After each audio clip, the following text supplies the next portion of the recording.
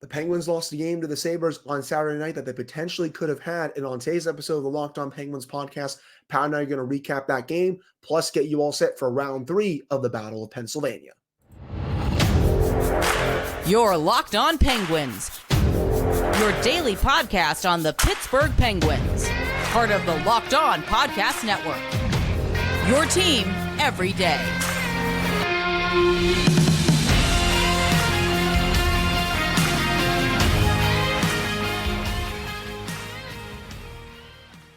Hello, welcome back to another episode of the Locked On Penguins podcast. I am one of your hosts, Hunter Hodes. You can follow me on Twitter at Hunter Hodes. Joined by the best co-host in the world, Patrick Damp. You can follow him on Twitter at SimmonForWet.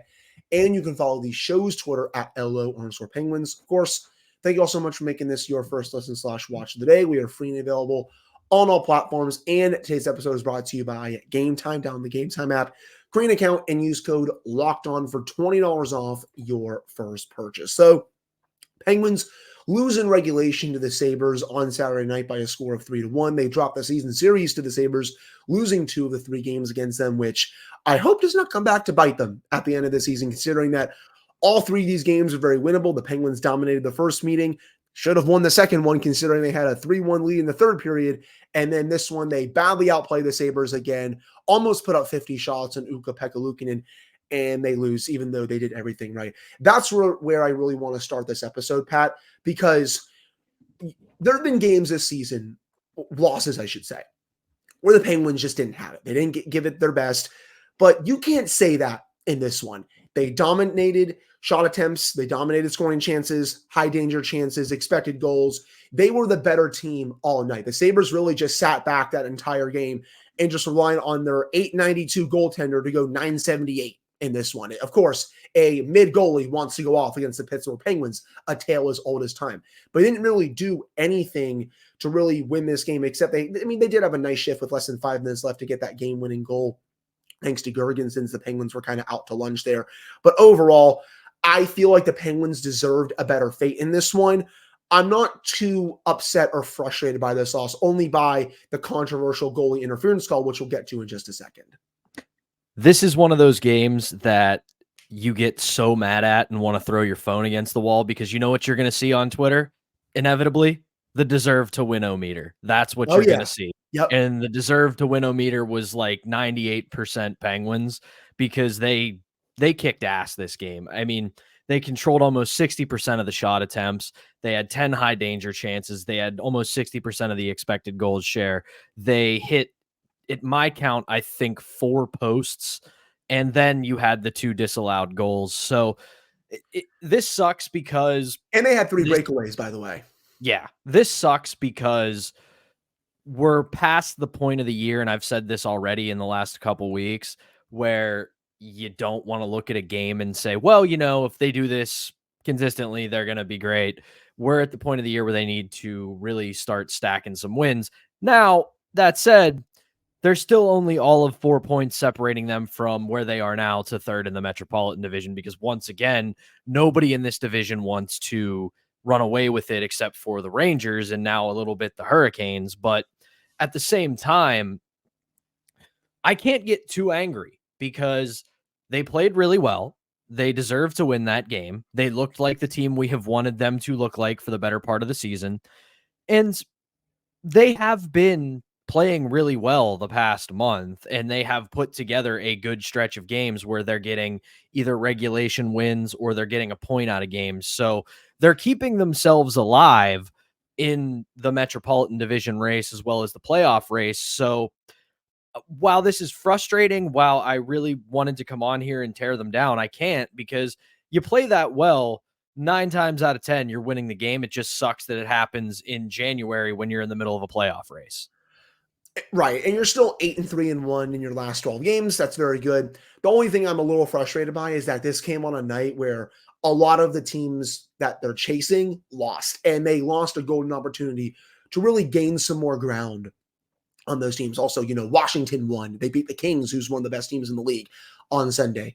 That's a tough one to swallow, also with the Penguins losing to the Sabres in that game. But I agree. I thought the Penguins deserved a better fate in that game. Pekka Luukkonen just had a really good game. The Sabres, again, they sat back and just let him have the game of his life this season. That happens, people. It's hockey. It was nice for the Penguins to tie this game up at 1 with less than 9 minutes to go in the third period. You're thinking, okay, if you can just get at least a point out of this game, that would be massive. Obviously, you want to get the extra one either in regulation or overtime or a shootout. But if you can just get this to that extra session, get at least a point, that's massive. It's just what happened a few minutes later that really cost the Penguins. And that was P.O. Joseph and Erik Karlsson getting caught on the ice for too long. I thought P.O. Joseph made a mistake deep in his own zone. He had a golden opportunity to clear the puck, Pat, and he just didn't. And that led to the Sabres starting a big cycle in the Penguins' own zone. And that leads to the game-winning goal. I'm not really going to blame Tristan Jarry for that one.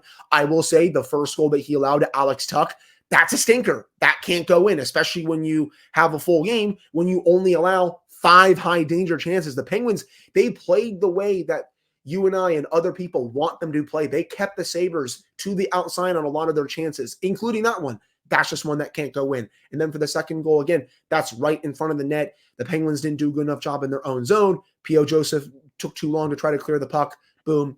That's how the Penguins lose in regulation. Just not good enough from a player who really needs to take more of a leap if he wants to stay in this lineup eventually when John Ludwig is ready to return.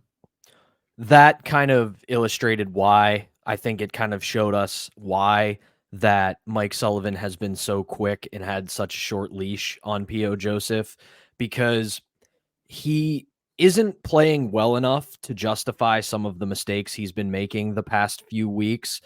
I don't mean to compare the two, because they, one is a most likely Hall of Famer and the other is a young guy trying to figure it out. But you remember with Chris Letang in the day, you took the big mistakes because they were worth the risk. He was so good everywhere else that you knew that when he made a mistake, it outweighed the positive outweighed the mistakes. Right now with P.O. Joseph, there just isn't much there. I feel bad because, excuse me, this guy kind of did everything he could and was a loyal soldier and worked hard to get himself into the lineup and up to the NHL, but it just really has not worked out so far.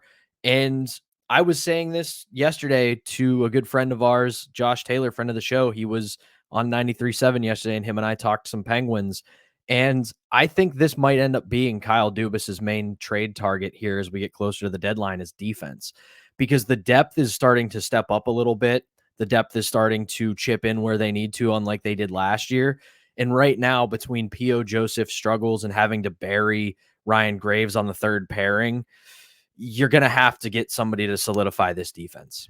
I'm starting to come around on that a little bit more. I will agree with you. I've still always thought for a while that they could use another forward, especially a third line center. But if these struggles continue with P.O. Joseph, Ryan Graves continues to play on the third pairing, I think they're going to have to go out and get another depth defenseman, even though they have quite a few on this roster. And it's funny, man, I've been probably one of P.O.'s just bigger supporters on this show, or maybe out there, just because I think he's better than a couple of the options that they have on the third pairing. But I will stress, he's not shown it these last couple of games. He actually needs to play at that level. I'm not trying to sound like a simp or anything like that, but he needs to play at the level that I feel like we know he can play at if he wants to stay in this lineup, because how he played against Buffalo, how he played a little bit before that, that's not good enough. And it needs to change if he wants to stay in this lineup. And frankly, if he wants to stay on this team. Right. And I've said this about a lot of players this year. He doesn't have to come in and be a superstar, right? But he can't keep making big mistakes at crucial moments. I can't put it, because again, very rarely is a goal against or a loss or anything like that solely put on one player. And the loss isn't put on P.O. Joseph, but the game-winning goal for the Sabres, he takes the lion's share of the blame for it, because that was a very bad clearing attempt. You look at a moment like that, and if I'm a coach, what I say to him there is, dude, if you're going to ice it, just ice it. Like, don't take a half measure. If you're going to try to just clear it out of the zone, dump it 200 feet. We'll take the icing. We have the best face-off man in the league in Sidney Crosby and a couple other guys who have been pretty damn good in the face-off circle. So take that over lightly throwing it up the boards and giving a turnover and giving Buffalo possession at the end of a long shift. So that's something that he just has to recognize. Lastly, from the game, you brought this up. I wanted to get into it real quick. I got to give a hat tip to Tristan Jarry because that first goal was bad, but he bounced back really well. Had a .906 save percentage in that game. So I was worried after the last week that we might see some goalie regression because Nedeljkovic and Jarry have struggled a little bit the past week. But right now, I think that's more of just a bump in the road than it is a trend. Right. I agree with you. And I saw some people blaming Jarry quite a bit for this loss. I kind of disagree a little bit. I mean, I didn't like the first goal that he allowed, but he bounced back enough to the point where the Penguins could have won this game, even with him giving up that bad goal to Alex Tuch to start the game. So the first goal was like, let's not get that. The first goal was you have to make that save. But right. Away from that, he rebounded very well.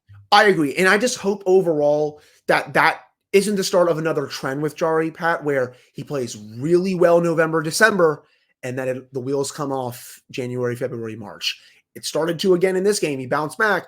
Can he potentially do it again on Monday? Bounce back at least against the Flyers. We'll get to that a little bit later. And that's also if he gets the start, which I'm leaning towards him getting, but we'll have to see if that breaks while we are recording this episode. But that'll do it for this first segment. Coming up in the second segment, Pat and I are going to discuss something that we don't really discuss that often on the show, and that is officiating. I feel like when I did this show solo, I probably went into the officiating a little bit more, but the calls this season at least have been at least not bad. The Penguins haven't had too many controversial calls, but we're going to get into the big one in this next segment. But before we get to that, we got to tell you all about Game Time. You shouldn't have to worry when you're buying tickets to your next big event.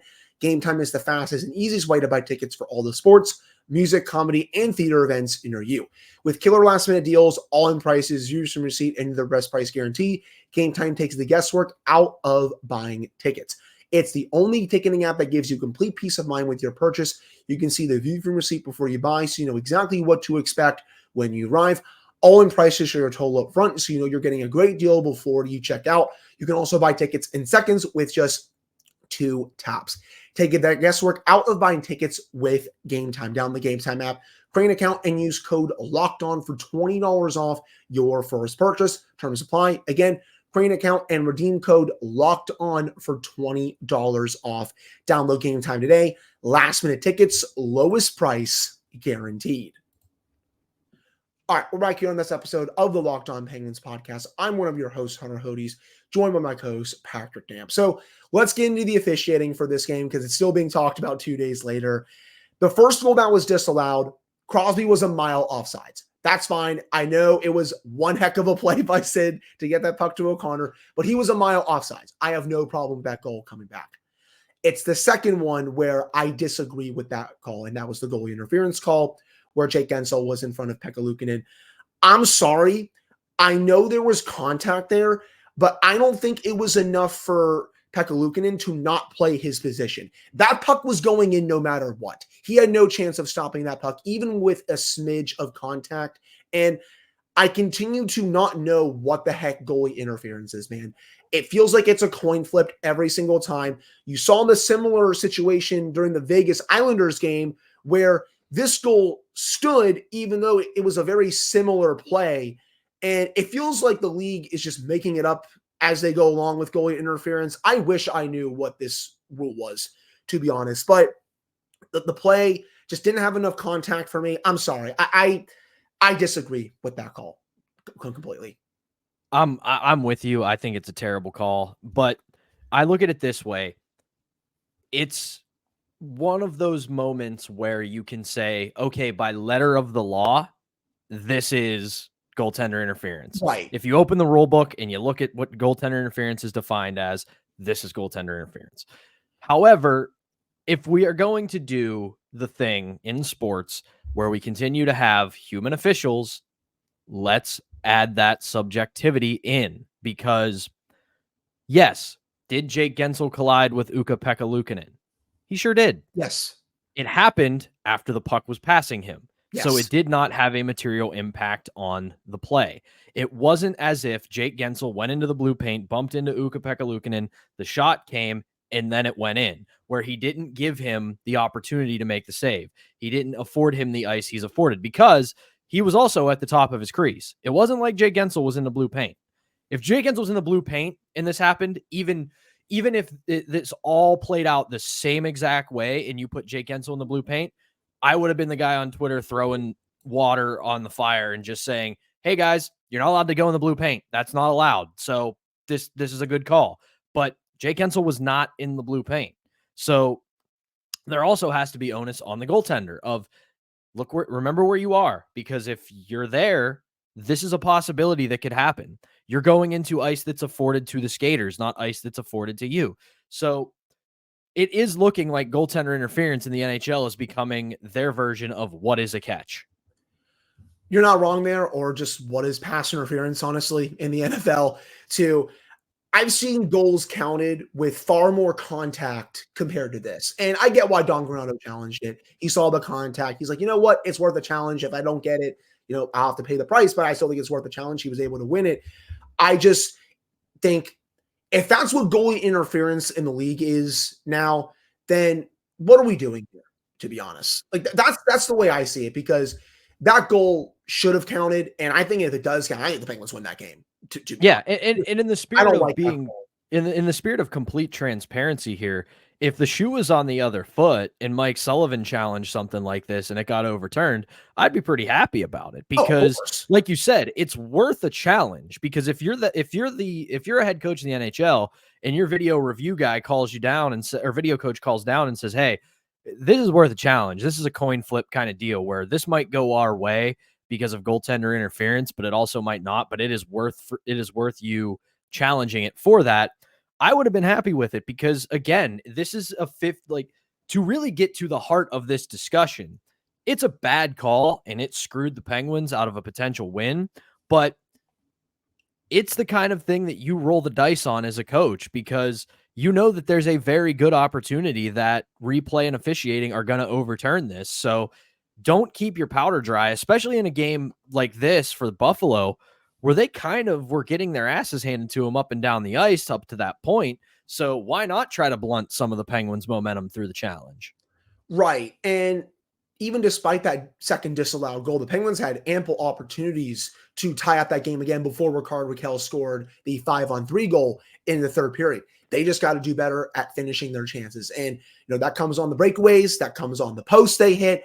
Just got to finish one or two of those chances, and you would have had a comfortable lead in the third period. And you probably would have won this game. This was a classic game of the Penguins. It felt like at all times they were up 3-0 or 4-1 or whatever lopsided score you want to put out there, but they weren't, just because of the disallowed goals, the posts, the breakaways, all this other stuff, and it turned out into a loss. And that happens in this sport quite often. Yeah. It doesn't just happen to the Penguins, funny enough. And you do have to listen. It sucks to say, and I know it's cold comfort for Penguins fans, but you do have to tip your cap to Ukko-Pekka Luukkonen. He played good. A hell of a game. He has been a guy who is playing second fiddle to Devin Levi, who is also struggling this year, because Devin Levi was supposed to be their starting goaltender and savior between the pipes, and he has faltered. And Ukko-Pekka Luukkonen has been the guy who has had to come in to play cleanup for Buffalo. Now, and he's had a struggle of a year, and he stepped up in a game where he was under fire for most of it. So it sucks to say for Penguins fans, because ifs and buts, candy and nuts and all that, but he played a hell of a game. He stepped up, and some nights you just have to do this for the goalie. Right. I mean, you got to tip your cap to him. He played very well in this game. Did you want to hit on the power play before we head to the final segment? Because they do get the 5-on-3 goal, but I was ready to come on here for this episode and absolutely roast that unit if they could not score in the 2 minutes. It was a nice slap pass from Erik Karlsson to Rickard Rakell, and I thought Karlsson actually had a really good game in this one.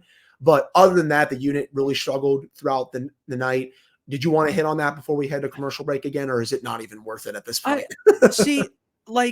Yeah, there's that. We don't have to harp on it again. But at the same time, I actually don't think it was that bad. They had their struggles, but again, I said this in the recap of the Boston game. We do have to keep in mind here that two teams play this game. Sometimes other teams play well. Like the Penguins have won games and they have lost games, but they're not always the main character. Was the power play as a whole this year is unacceptable. It's got to get better, but we can't sit here and be so negatively polarized that every time they don't come out, get 19 shots and 4 goals, it doesn't mean it stunk. Sometimes the opposing PK plays well. Sometimes the power play gets chances and they just don't go in. I thought overall they played fine. They should have done more, but you know, hockey's a 2-team sport. Sometimes the other team does well. I thought it stunk. I'll just put that out there, Pat. I thought it was terrible. I thought they couldn't game the zone. I'm not saying good. Like, let's not get that twisted. I'm not saying it was good, but I have seen this power play look 10 times worse this season. That's fair. I'll give you that. I thought it was really bad in this one. I kind of disagree a little bit with you on that, but I will agree with you that it has looked way worse than this, which is scary considering the talent. But hey, they got the 5-on-3 goal. I was going to come on there and absolutely roast them for that 5-on-3, considering how bad that was. But Rickard Rakell and you get a clutch goal out of it. So, like, that's what we've asked for them. Like, right. Score in the big moments, and they scored in a big moment. I agree. I thought they were kind of going through Gino a little too much on that 5-on-3. I just wanted them to give it to Erik Karlsson and let him do his thing. And eventually they did. They had a nice zone entry, and he has a slap pass to Rickard Rakell to tie the game before the Sabres won the game a little later on. But that'll do it for the Penguins-Sabres game. Coming up to end the show, it's the Cold War in Pennsylvania yet again. Round 3 of Penguins-Flyers coming your way on Monday night. Pat and I are going to preview that game for you all and how the Penguins can get 2 crucial points in the standings. But before we get to that, we got to tell you all about FanDuel. The NFL regular season has wrapped up, but there's still time to get in on the action with FanDuel, America's #1 sportsbook. Right now, new customers get $150 in bonus bets guaranteed when you place a $5 bet. That's $150 in bonus bets, win or lose. The app is so easy to use, and there's so many different ways to bet, like live same-game parlays. You can find new bets in the new Explore tab. You can make a parlay in the Parlay Hub, and you can do so much more. All you have to do is visit FanDuel.com/lockedon and make your first bet a layup. That's FanDuel, the official partner of the NFL. All right, we're back here in this episode of the Locked On Penguins podcast. I am one of your hosts, Hunter Hodes, joined by my co-host, Patrick Dam. So for the 3rd time this season, it's Penguins-Flyers. This time it's in Pennsylvania on Monday night. The Penguins badly need a win against this team. They've taken 2 points from the Flyers this season, but both of them were loser points, one in overtime and then one in the shootout. The Flyers, they've struggled a little bit as of late. They've lost 6 over the last 8 games, though they did just beat the Calgary Flames at home over the weekend, and that was a crazy back and forth affair that had some nastiness to it. Those teams don't like each other for some reason. But the Flyers, you've said it on this show every time we've talked about them. It's a classic John Tortorella team. The wheels have started to fall off a little bit as of late, but they're still in the race when you look at the standings. They are 3rd in the Metropolitan Division at 46 points, 20-13-6 record. The Penguins have a game in hand on them. If they're able to take 2 clean points in regulation here, they'll be 2 points behind them with 1 game in hand. This is a massive game for this team, as all these Metro games are. The Penguins need a result in this one if they want to stay in the race. This, like, you already beat me to my point. This is a John Tortorella team if there ever was one. They are not very talented, and yet they're getting a lot of contributions up and down the lineup. Travis Konechny, man, that dude is a player. That dude can play. And they just play a very structured, very disciplined game. And if I can steal some content from one Steve Dangle, when you play the Philadelphia Flyers and just a John Tortorella team in general, it is a long night. They are going to take a chunk out of you. They are going to play physical. They are going to play hard. You are going to have to earn every single inch of ice that you want. And this team is going to be relentless in that pursuit. So you have to be prepared for that. These may not be the Penguins Flyers battles from the late 2000s into the 2010s, but it's still going to be a battle, and you have to be ready for that. This has to be a game where Mike Sullivan tells the team, you may not score 3 goals in the first period. You may not score 3 goals all game. Right. But you have to be ready to play and locked in for 60 minutes, because if you're not, this team is going to beat you. This is a classic game, I feel like, of sometimes less is more. Don't take all of those aggressive approaches in this game against the Flyers. You're going to get some chances. You're just going to have to bury them, even though, again, the Flyers are a very good defensive team under John Tortorella. That's not a surprise considering that everywhere Tortorella goes, he has a defense-first mentality.